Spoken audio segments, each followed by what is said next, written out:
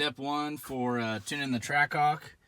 We had to install the HP Tuner Smart Cable, which was real easy. It was just right down in the passenger side footwell. We got that in. Now we can upload the tune. We're going to email this to HP Tuners, and then they're going to overnight us our new PCM tomorrow. And we'll be ready to mod this Trackhawk. So I'm pretty excited to get the Trackhawk tuned and all the mods done to it. We're going to go over the mods here in just a second. I got everything in, whether it be from the pulleys to the exhaust, everything, injectors. We're going to look through all the parts that we're going to be installing on the Trackhawk, and it should put us in the 850 to the well, I say to the rear wheels, but actually all-wheel horsepower. I'm not used to saying all-wheel horsepower, but it should be around 850 all-wheel horsepower, and it'll make this thing a beast. Right now, it's probably floating around 600, so another 250 wheel horsepower on top of what we have already been running. These Trackhawks are definitely a rocket ship on the street, and this power level. And then we're also going to be installing, see those 555Rs up there? We're also going to be installing those on all 4 of the stock wheels, because we actually have some other wheels coming for it that I'm just going to run street tires on. So the stock wheels are going to become the new race wheels, and we're going to have 555R Nitto drag rails in all 4 corners. We also have a bunch of suspension goodies coming for this Trackhawk as well. This thing's going to run 9s. I already know it will. And we're going to be doing some different things that a lot of the other Mopar guys are not doing on these Trackhawks, particularly one thing, and we'll get to that whenever we do the install video next. I mean, they had a couple of mistakes, and then it's like they almost just got back to David. All right, so we got some 1300cc Deatschwerks injectors. Gonna open these up. These are for the Trackhawk. Correction, they are 1500cc injectors from Deatschwerks. We're gonna be putting these in the Trackhawk. Got all the rack connectors and everything on.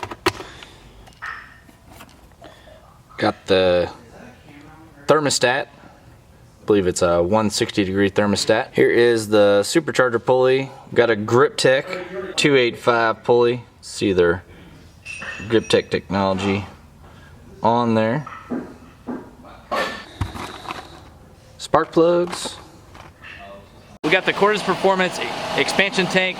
It's got all pre-made lines, everything that's going to go to the back of the blower. This helps with coolant temps inside the supercharger over there. Cordis Performance makes these from scratch. As you can see, it's got the CPR logo. I just have it sitting in there to make sure it all fits. It works with the Legmaker intake, but it looks like everything lines up perfectly. Sitting down in there, fits nice, looks nice in the engine bay. Here's all the hoses and everything that are pre-made with all the factory connectors and everything you need to make that heat expansion tank work on the Trackhawk.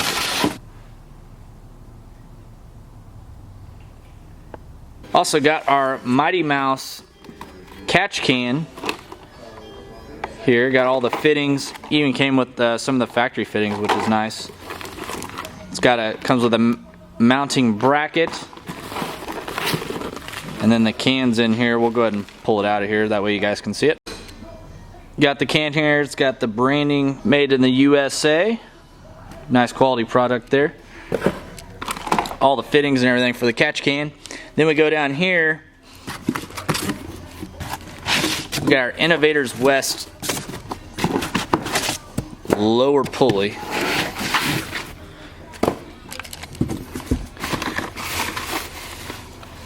Gonna be right there. It's got their brand new pin kit that pins into the crank. That way this thing doesn't spin on the crank, which is nice to have. Nice product, Innovators West lower. So also, here's something a little different. We're going to be putting an alky methanol injection kit on the Trackhawk. A lot of guys haven't done this, but we have done it on the ZL1, and it made a tremendous difference for IETs and getting the thing to run really good at the track. So we're going to put this kit on. Julio at Alky Control does make a Hellcat kit, and that's the kit that we're going to be using on the Trackhawk. Uses the washer tank reservoir to put the methanol in. We run pure methanol through this thing, mixed with E85, and then when we're at the track we'll be running Ignite E90 in the tank. So with the benefit of this and the E85, this Trackhawk is going to be a sure runner when we take it to the track. All right, guys, so there you have it. That's all the mods we're going to be doing on the Trackhawk. We're going to be getting started on it here pretty soon, and then get on the dyno, see how much power it makes on all the new mods. Oh, yeah. I saw that it's a Metco. I was going to look on Metco's website. All right, so we got the Metco tool to remove the factory pulley from the Hellcat supercharger snout. That's what we're doing right now.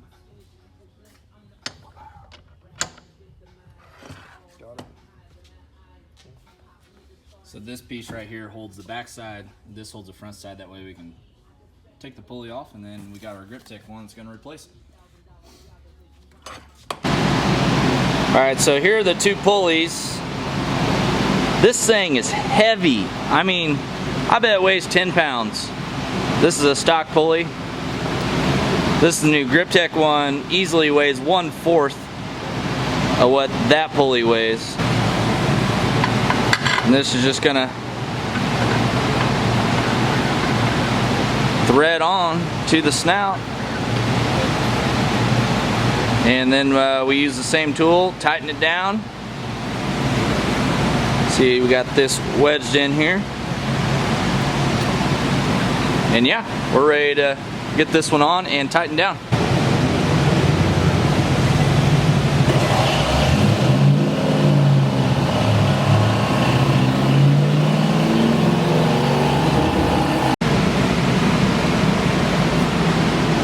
So we got the wrong pipes from Cook's. Those are for Cook's headers. As you see, we need that style flange up at the front. So we're waiting on Cook's to call us back. That way we can get the right connection pipes and we can finish doing the install on the Trackhawk.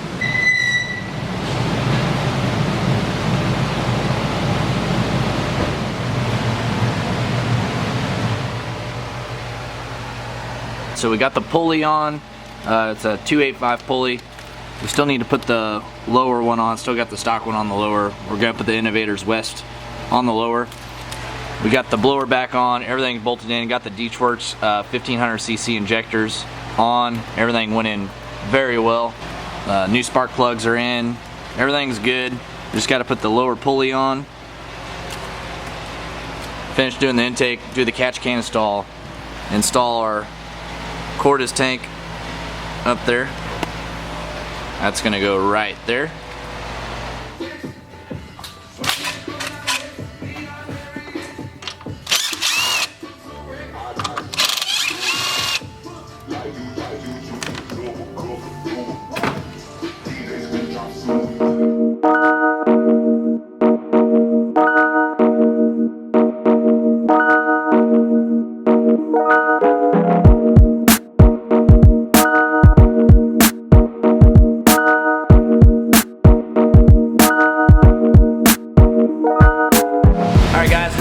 Justune today, checking on the Jeep Trackhawk, and everything's pretty much done.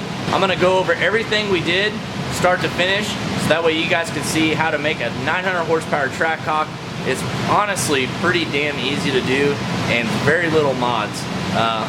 Check this out. So this Cortez tank's real nice.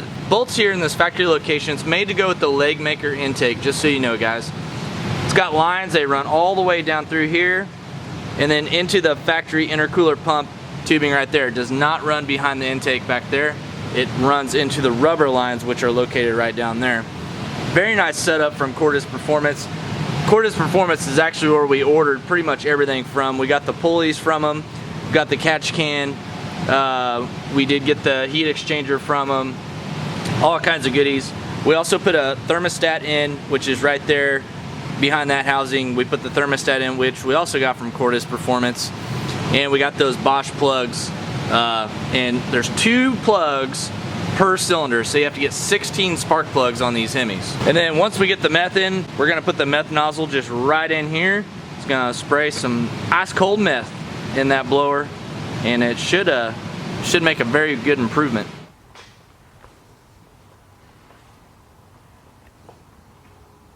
All right, we got everything done. Got the catch can installed, upper pulley, Got the lower Innovators West pulley down there. It's a 10% lower. This is a 285 upper. Got all the new spark plugs in. Got the Cordis Performance heat expansion tank. This is full of coolant just for the blower to help with blower temps. Obviously, got the Legmaker intake on. We ended up gutting the cats underneath there. We could not get any off-road pipes for the stock manifolds in time, so we went ahead and just gutted the factory cats. We already had them off, and then we'll probably end up buying some Cook's headers for it. We already got the Cook's headers connecting pipes, which are for Cook's headers. We did not know that when we ordered them, so we'll probably go ahead and do headers. We also got the Deatschwerks 1500cc injectors in, so we got that E85 in the tank.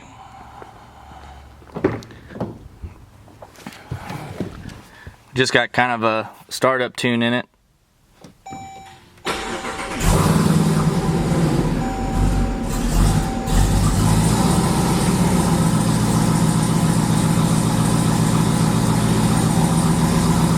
The washer fluid light's coming on because we are waiting on our tank from Alki. That'll basically make all that stuff work for our Alki kit that we're going to be putting on. We got everything on it pretty much. We just waiting on that tank from Julio at Alki Control. Sounds a little different without the cats.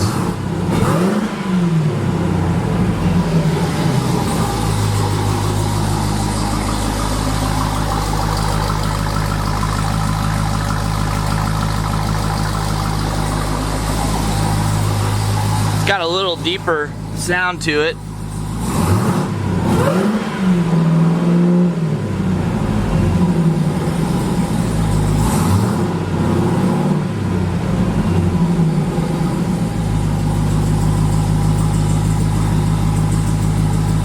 And then of course still got check engine light on because we still got some tuning we got to do to it. We just got a startup tune in it.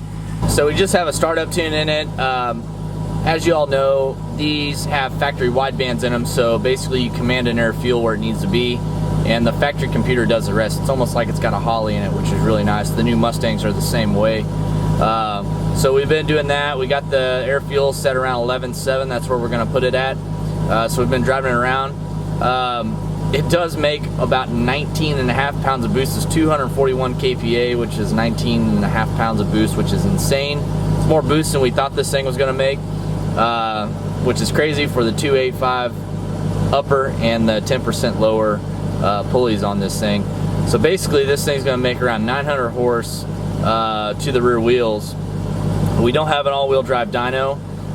The one thing you can do to dyno these and without destroying anything is you can pull the transfer case module off and pull the two ABS fuses underneath the hood.